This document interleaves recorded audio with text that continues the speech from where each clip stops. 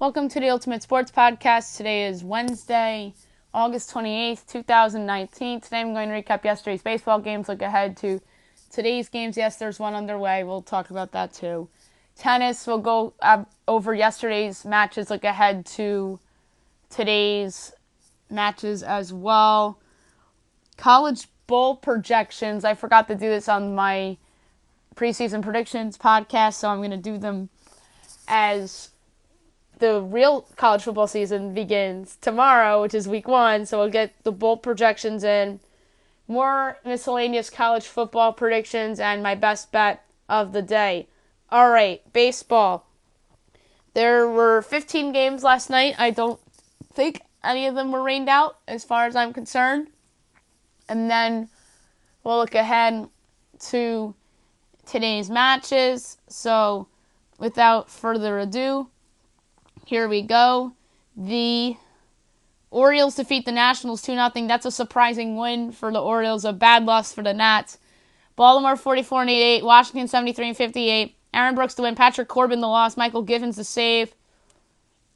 Brooks 6 innings, 2 hits, no one runs, a walk, 6 strikeouts, ERA 5.79. Corbin just didn't get run support. He was good though. 7 innings, 4 hits, 2 runs, no walks, 9 strikeouts, ERA 3.15. Pirates over the Phillies 5-4. Pittsburgh is 56-76, Phillies 68-63. Felipe Vasquez to win, Hector Neris the loss. Stephen Brault started for Pittsburgh, 5 innings, 8 hits, 3 runs, a walk, and the strikeout, ERA 4.06. Drew Smyly, 5 2/3 innings, 9 hits, 4 runs, no walks, 4 strikeouts, ERA 4.97. Blue Jays over the Braves 3-1. Toronto is 54-80, Atlanta 80-54. Zach Godley to win, Mike Soroka the loss, Ken Giles the save. Wilmer Font, the opener for Toronto, 2 innings, a hit, no runs, no walks, 4 strikeouts, ERA 3.86. Godley, 3 innings, 2 hits, no runs, 2 walks, 2 strikeouts, ERA 4.85. Mike Soroka, 6 innings, 8 hits, 2 runs, no walks, and 1 strikeout, ERA 2.44. Cubs over the Mets 5-2, a huge win for the Cubs. They are 70-61 on the year. The Mets are 67-64. Yu Darvish to win, Marcus Stroman the loss. Darvish, 8 innings, 5 hits, and no run, a walk, 7 strikeouts, ERA 4.25. An excellent performance by him. Stroman, 6 innings, 6 hits, 4 runs, 2 walks, 7 strikeouts, ERA 3.29. Indians over the Tigers 10-1. The Indians are 77-55. Detroit 39-90. Adam Pluko to win, Steven Turnbull the loss. Pluko 5 2/3 innings, 3 hits, and a run, 2 walks, 9 strikeouts, ERA 4.34. Turnbull 5 innings, 7 hits, 4 runs, 2 walks, 3 strikeouts, ERA 4.18. Reds over the Marlins 8-5. Cincinnati 62-69. Miami 47-84. Luis Castillo to win. Caleb Smith the loss. Rafael Iglesias to save. Castillo 6 innings, 7 hits, 5 runs, 2 walks, 11 strikeouts, ERA 3.21. Caleb Smith 4 2/3 innings, 5 hits, 5 runs, 3 walks, 5 strikeouts, ERA 4.05. So he's regressed a little bit of late. Caleb Smith, I'm talking about. Cardinals over the Brewers 6-3. The Cardinals are 73-58. Milwaukee 67-65. Miles Mikolas to win. Matt Albers the loss. Carlos Martinez the save.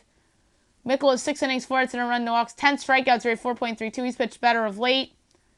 Adrian Hauser 5 innings, 4 hits, and a run, 2 walks, 2 strikeouts, ERA 3.52. So not a terrible performance by him. Twins over the White Sox 3-1. Minnesota 80-51. Chicago 60-71. Michael Pineda to win. Lucas Giolito the loss. Trevor Rogers.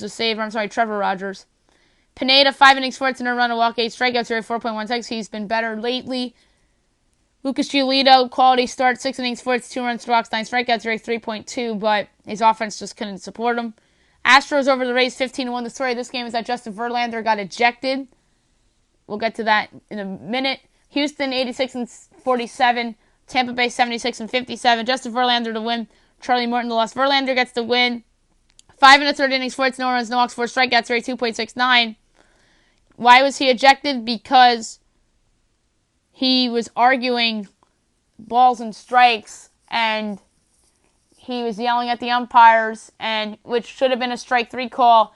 They called the ball 4, and Tommy Pham reached base, and Verlander was barking at the umps, and they just flat out tossed Verlander. That's okay. Houston survived without him. They just got a lot of run support. And Justin Verlander certainly in the conversation for the Cy Young Award in the American League. Charlie Morton, a bad return to Houston. 4 innings, 7 hits, 6 runs, 2 walks, 4 strikeouts, ERA 3.11. Athletics over the Royals 2-1. Oakland is 76-55. KC 46-87. Mike fires to win. Mike Montgomery to loss. Liam Hendricks to save. Fires has been on fire since his no-hitter. 5 into third innings, 8 hits, an earned run, 2 walks, 5 strikeouts, ERA 3.4. Mike Montgomery, 6 in the third innings, 5 hits, an earned run, 2 walks, 6 strikeouts, ERA 3.98. He's pitched better since coming over in the trade. Red Sox over the Rockies 10-6. Boston is 71-62. Colorado 59-74. Rick Porcello the win and Robel Garcia the loss. Porcello 5 innings, 8 hits, 2 runs, no walks, 5 strikeouts, ERA 5.42. They pulled him after 5 with 79 pitches. I guess that they want to give him some rest in a blowout game. Garcia 5 innings, 7 hits, 6 runs, 2 strikeouts, 5 walks, ERA 10.8. Yikes. Diamondbacks over the Giants 3-2. The Diamondbacks are 67-66. San Francisco 65-67. Mike leaked the win. His first as a Diamondback. The losing pitcher for San Francisco, Sam Coonrod, and getting the save for the Diamondbacks was Archie Bradley. Leak 7 in the third innings, 4 hits, 2 runs, a walk, 2 strikeouts, ERA 6.59. Samardzija 5 innings, 3 hits, and a run, 3 walks, 3 strikeouts, ERA 3.38. He's been very good this year for San Francisco, Samardzija. Angels over the Rangers 5-2, a good win for the Angels. 64-70 on the year. Texas 64-69. Getting the win for the Angels was Miguel Del Pozo. Mike Minor the loss. Hansel Robles the save. Andrew Heaney 6 innings, 4 hits, no runs, 2 walks, 10 strikeouts, ERA 3.95. Minor 6 2/3 innings, 4 hits, 4 runs, 2 walks, 4 strikeouts, ERA 3.25. Dodgers over the Padres 9-0. The Dodgers are 87-47. San Diego 61-70. Walker Buehler to win. Cal Quantrill to loss. Buehler's owned the Padres in his career. I believe he has a .6 ERA against the Padres lifetime. This game, though, 6 innings, 4 hits, no runs, 2 walks, 11 strikeouts, ERA 3.03, so he's trending in the right direction. Quantrill 4 in the third innings, 8 hits, 8 runs, 2 walks, and a strikeout, ERA 3.99. Yankees over the Mariners 7-0. New York 87-47. Seattle 56-77. Masahiro Tanaka to win. Yusei Kikuchi to loss. Tanaka was brilliant. Good bounce back start after the disastrous start in Oakland. 7 innings, 3 hits, no runs, a walk, 7 strikeouts, ERA 4.47. Kikuchi wasn't good. 4 innings, 8 hits, 5 runs, 3 walks, and a strikeout, ERA 5.36. Milestone alert in this game. Aaron Judge hit his 100th career home run. And by the way, that guy's been on fire of late and really is a good sign for the Yankees going forward as they head into October. Underway right now is the Brewers hosting the Cardinals. Brewers up 2-0 in the top of the 4th inning with 1 out. 4 o'clock, Yankees-Mariners. How about this pitching matchup? James Paxton against Justice Sheffield. Those two were traded for each other last offseason. Paxton has been erratic for the Yankees so far. A little disappointing considering that I think New York expected more out of him, especially with the injury to Luis Severino. Sheffield's been not so great for the Mariners. 6.43 ERA on the year. I believe this is his first start of the season. So, should be interesting here. 6 o'clock, Pirates, Phillies. A rare 6 o'clock start for the Phils. Mitch Keller and Vince Velasquez. Orioles, Nationals. Astro Wojciechowski and Max Scherzer. Blue Jays hosting the Braves. Mike Foltynewicz and Jacob Waslapak. Cubs, Mets. Kyle Hendricks and Noah Syndergaard. That's a nice pitching matchup. Indians, Tigers. Aaron Savali and Jordan Zimmerman. Reds, Marlins. Anthony DeSclafani and Sandy Alcantara. 8 o'clock, Twins, White Sox. Jake Odorizzi and Russ Detweiler. Rays, Astros. Ryan Yarbrough and Garrett Cole. Cole's just been outstanding for Houston. Should be the favorite to win the Cy Young. Royals host the A's, Tanner Roark and Jacob Junis.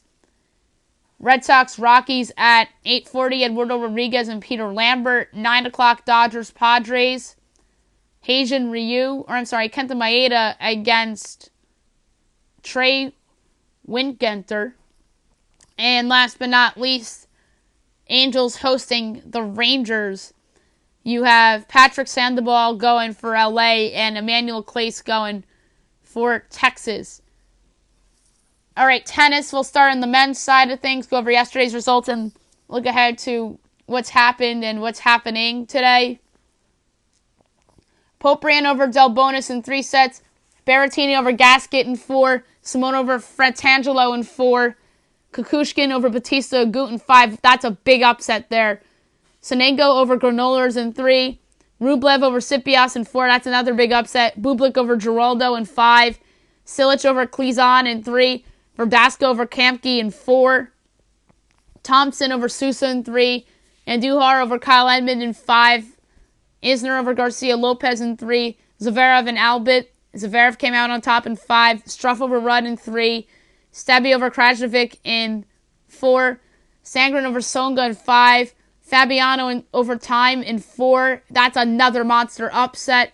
Chung over Escobedo in 5. Kopel over Humbert in 5.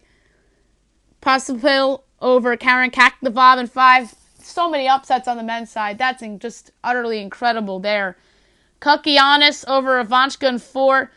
Diego Schwartzman over Haas in 3. Bedani over Kovalik in 3. Perry over Schnur in 3. Gerasimov over Harris in 3. Tiafoe over Karlovic in 3. That was a retired set. Hoang over Leonardo Meyer in 5. Shapovalov over Auger Alasami in 3. That was another upset. Laskinen over Secchinato in 5. Monfils over Ramos Vinolas in 3. Nadal over Millman in 3. And Kyrgios over Johnson in 3. Today, we have one final so far. Kini Shiorki over Klon in 4 sets. And Dimitrov over Korik in a walkover. I wonder if Korik resigned or something. That's a head scratcher to me right there. Federer and Zuma are going head-to-head right now. I expect Federer to come out on top there. You have, this is, by the way, round 2. Lopez and Nishikioka. I expect Nishioka to come out on top. Dan Evans and Lucas Pioli. I'm going to say Evans upsets Pioli. Don't feel great about it, though. Garin over Alex de Mourner on ESPN. I think de Mourner's going to come out on top there. Delian and Medvedev. I like Medvedev there. Cuevas and Madrazak. I like Cuevas. Lorenzi and Keknovic. I like Keknovic there. Kudla and Lajovic. Give me Lajovic. That's 5 o'clock on ESPN. 5:30, Wawrinka and Chardy. Give me Wawrinka. 7 o'clock, ESPN, Djokovic and Lindero. Djokovic is winning that one. Carreno Busta and Berkovitz. I like Carreno Busta. You have Daniel Goffin and Berari. I like Goffin there. That's a 7:30 match. 7:30, ESPN, Brooksby and Neshiala Bashvili. Give me Bashvili there. And 9 o'clock, ESPN, Opelka and Kofor. I like Kofor there.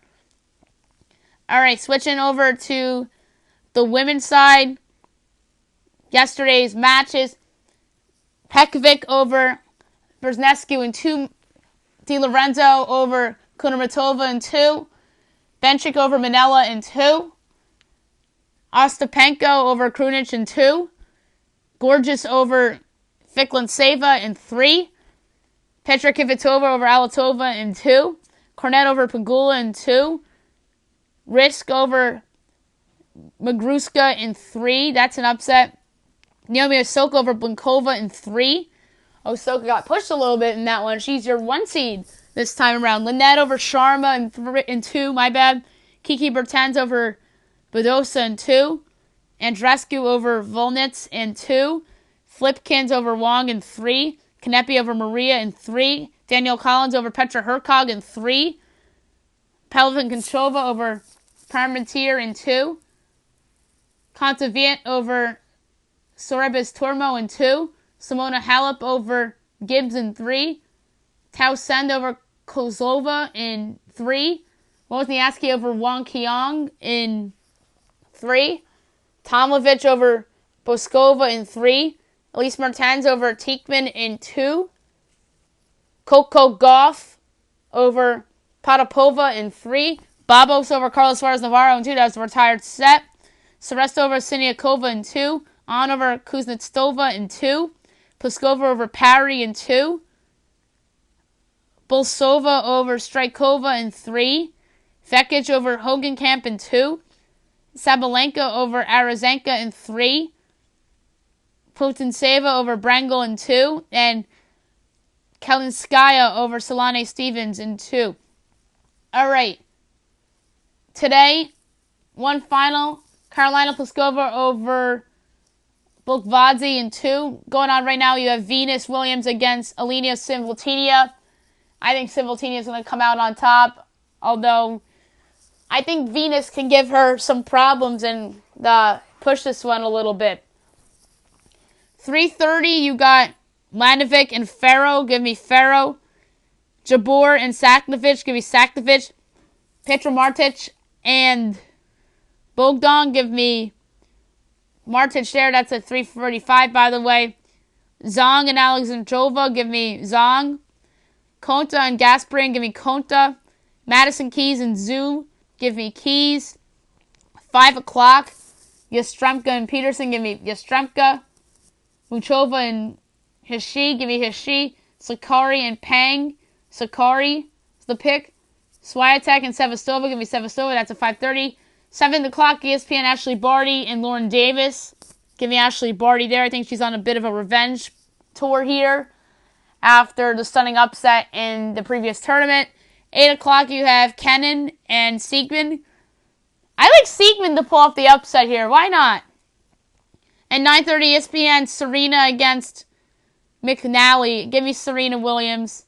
I think Serena is just poised to do some big things in this tournament as well. All right, now I'm going to do my bowl projections for week 1 of the season. This is something I'm going to be doing. I don't know if I'm going to be doing this on Tuesdays or on Wednesdays throughout the season.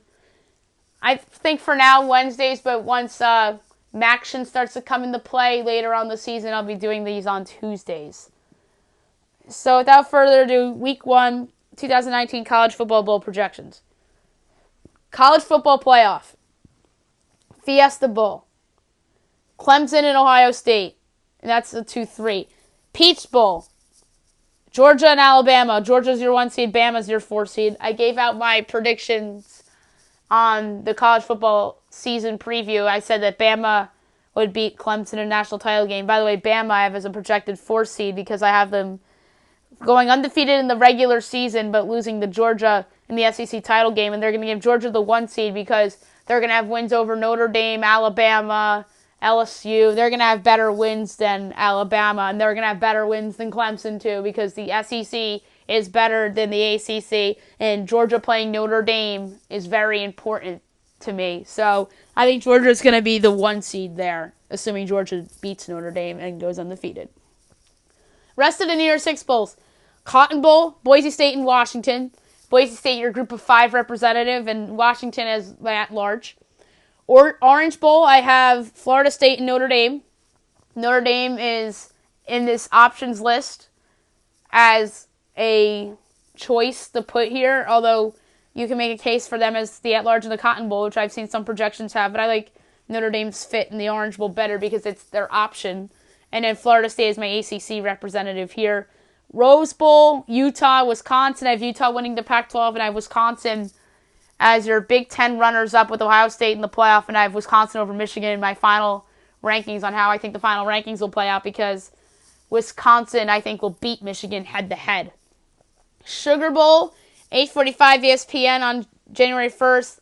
LSU, Oklahoma. I have LSU as the 3rd team, best team in the SEC. The highest-ranked SEC team that's not in the playoff.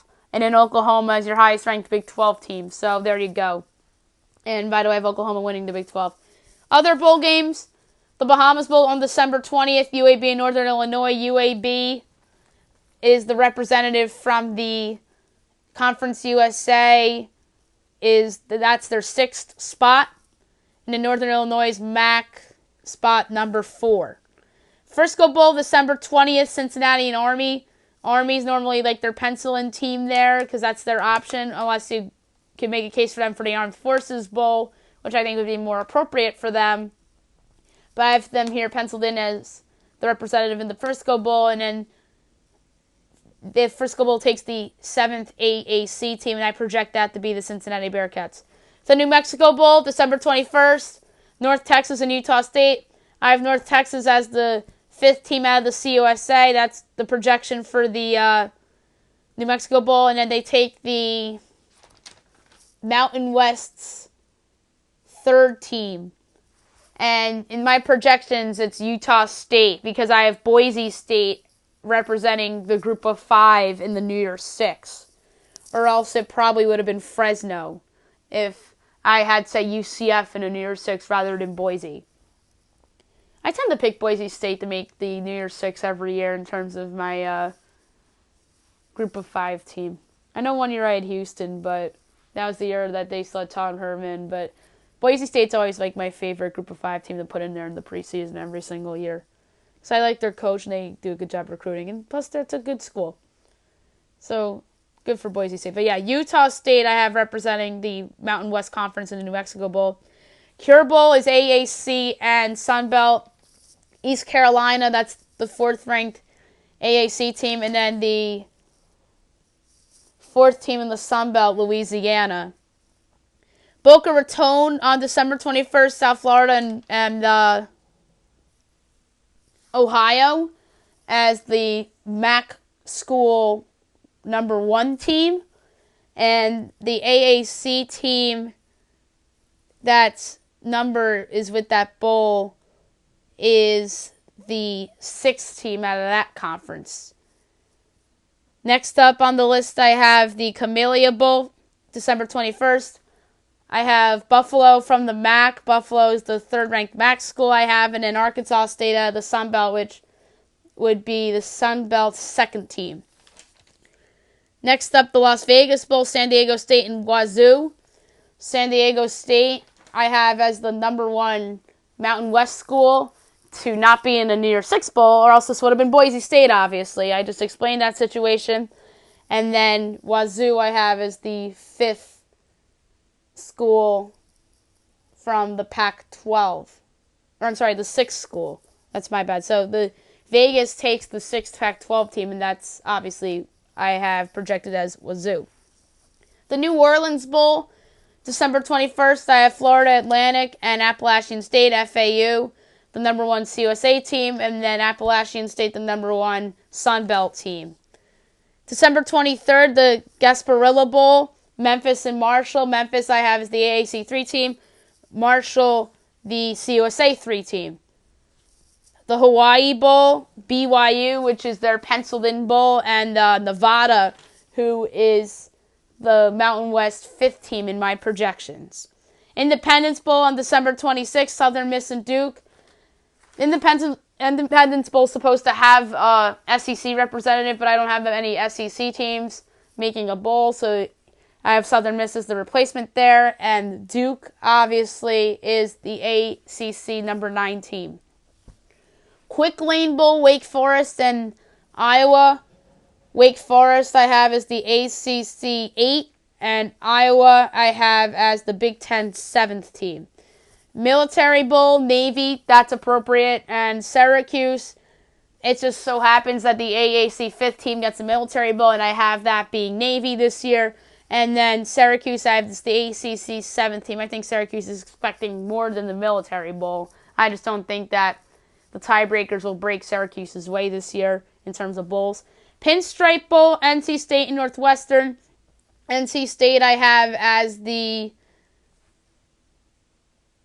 6th team from the ACC, and Northwestern I have as the 6th team from the Big Ten. The Texas Bowl, Iowa State and Texas A&M. Iowa State I have the Big 12 as the number 4 team, and A&M out in the SEC I have them as the 4th team there. Holiday Bowl, December 27th, Michigan State and Arizona State. Michigan State I have as the 3rd team in the Big Ten, and Arizona State I have as the 3rd team in the Pac-12. The Cheez-It Bowl, December 27th, Maryland and Oklahoma State. Cheez-It Bowl is normally a Pac-12 school, but I had to sub in for an ACC school. Big Ten in Maryland. And Oklahoma State I have as the 5th team in the Big 12. December 28th, Camping World Bowl, I have Pitt and Baylor. Pitt I have as the ACC 2 team because I have them winning the Coastal. And it's just that I have Florida State ahead of them in my final projected rankings. I don't think I even have Pitt in my final 25. I'll go through that. But Florida State was higher ranked than Pitt in terms of what I think the final college football playoff rankings will be. So I have Pitt in the Camping World Bowl. And then Baylor I have as the 3rd team in the Big 12. First Responder Bowl, December 30th, Louisiana Tech and TCU.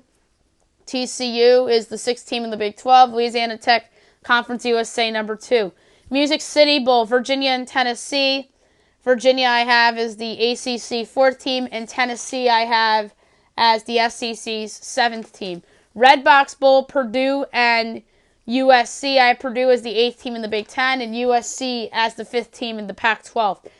December 31st, the Belk Bowl, Miami and Mississippi State. Miami, ACC 3rd team, and Mississippi State I have as the 6th team in the SEC. The Sun Bowl, Virginia Tech and Oregon. Virginia Tech, I have them as the 5th team in the ACC, and Oregon I have them as the 4th team in the Pac-12.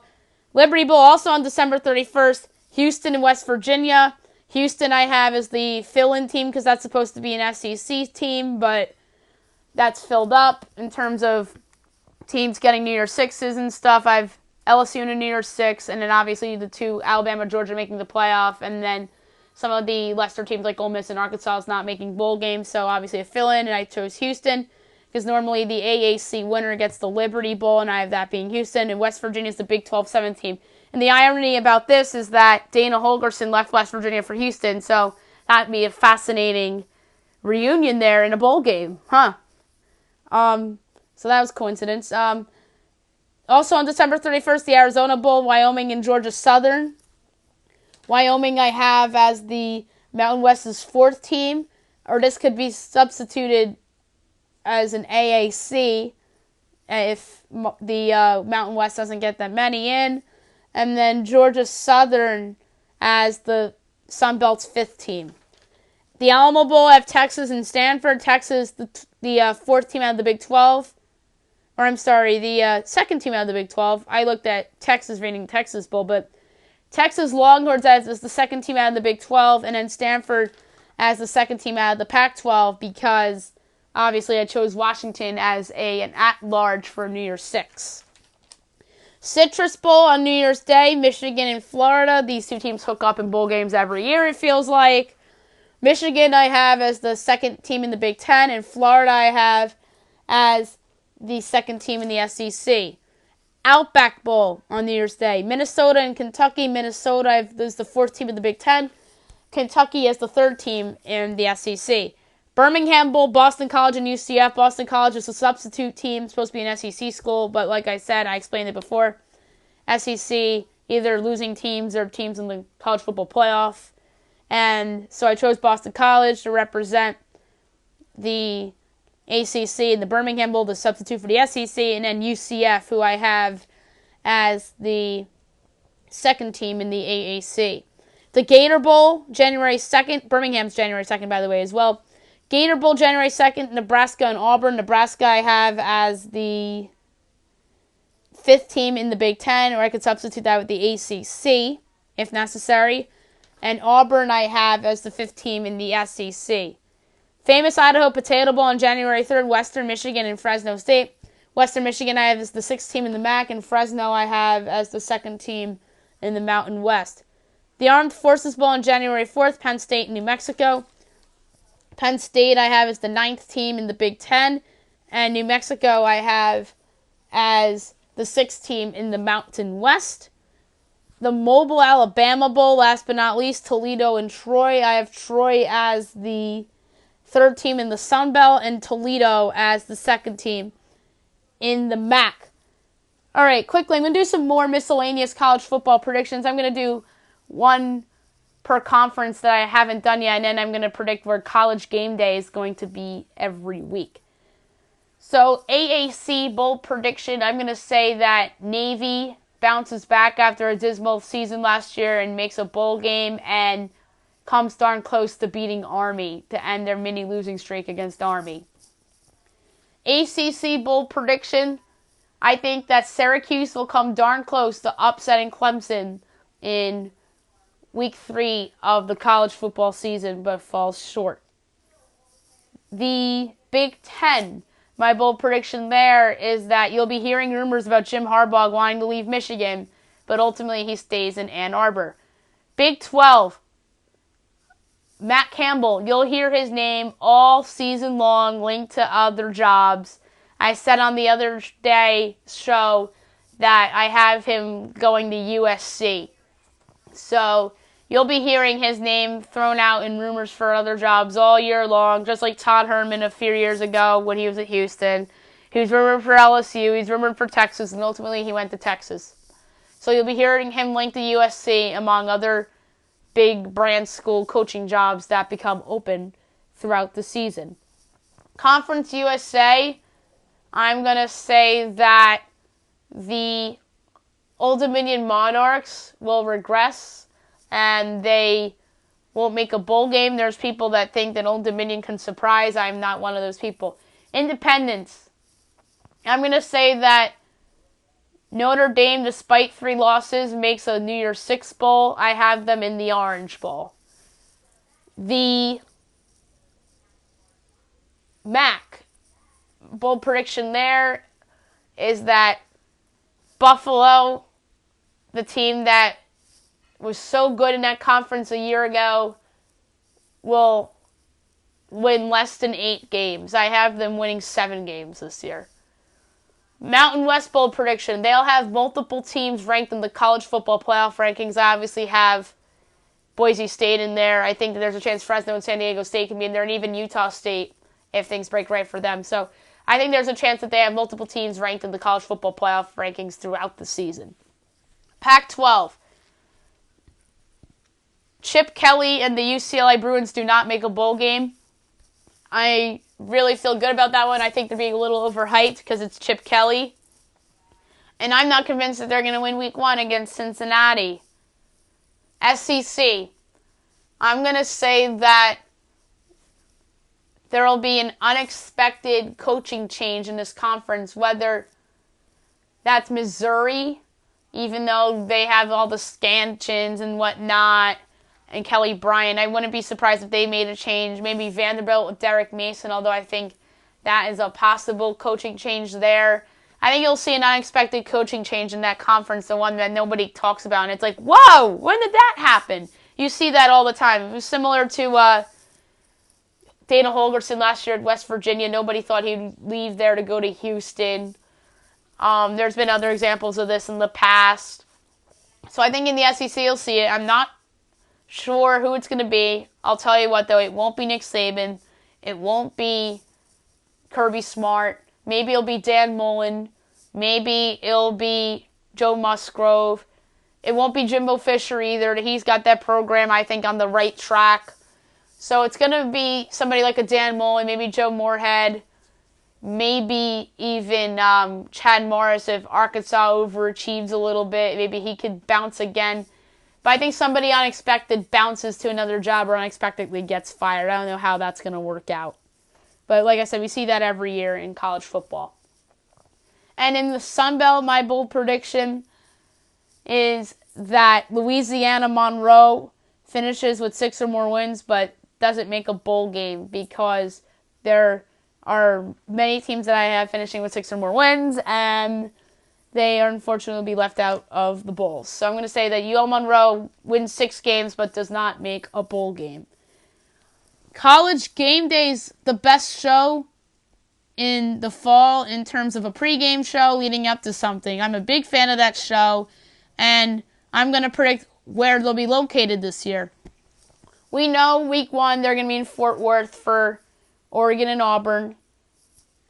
And why Fort Worth, I don't know. They should be in Arlington. The game's in Arlington, but they're going to be airing the show from Fort Worth. Last week they were in Disney World prior to the Orlando game. The game was in Orlando between Florida and Miami, and they just happened to have Game Day in the Magic Kingdom, which I thought was very clever of Game Day. And then they're going to be at Clemson tomorrow for their game against Georgia Tech because that's the premiere of the ACC network. LSU and Texas, I think, will be week 2, so I think they'll be doing the show from Austin, and that'll be a well-deserved game day for that program. Week 3, I predicted this on the Bold Predictions podcast. I think they'll be at Syracuse for their home game against Clemson. That's going to be a raucous arena there in Syracuse. Week 4, I have Michigan at Wisconsin, so game day at Madison for that week. Week 5, Ohio State at Nebraska, so Lincoln gets it. Week 6, they'll be at Ohio State when they take on Michigan State. Week 7 from College Station as they host the Alabama Crimson Tide in Tua Tagovailoa. Week 8, Oregon at Washington, so a Pac-12 game. Justin Herbert and his squad on the road against a team that I think can sneak into the college football playoff if things broke right. Week 9, I think, will be a wild card. I don't know necessarily where. There's not many good games on the board. Well, there is, but some of those teams I project to have 3 or more losses by then. So I think they'll go like a wild card, whether it's an FCS school like a James Madison, which they've done before. They've done like off-the-board locations like Times Square a few years ago. Disney World doesn't really count as an off-board location because the game was in Orlando at Camping World between Miami and Florida. So them doing it in Disney World really doesn't count as off the board. It's just a nice location. A bit of a wild card, but it's not really off the board because it's still in Orlando. So I think they'll do another type of wild card week in week 9, whether it's like a Times Square situation or maybe they do FCS like a North Dakota State or a James Madison or a Youngstown State, or maybe they go to an Ivy League school like Yale or Harvard or something like that, because I remember a few years ago they did Yale-Harvard. Week 10, Georgia-Florida from Jacksonville. Week 11, Tuscaloosa when Bama hosts LSU. Week 12, Georgia at Auburn. Week 13, Texas at Baylor, so game day back at Waco for the first time in a long time. Week 14, Ohio State at Michigan, a game where a lot of people think that Michigan can win that game. And Week 15, I think they'll be in Atlanta for the SEC title game between Alabama and Georgia. All right, best bet of the day brought to you by DraftKings. Some interesting games on the board today in terms of favorites. I'm going to go with the Cardinals, who are down 3-0 right now. Oops. The Nationals, the Indians, the Astros, the Twins, the Athletics, and the Dodgers. 41 cents, 17.53 odds, payout of $7.60. That's it for the podcast today. I'll be back tomorrow recapping all the baseball games and looking ahead to tomorrow's games.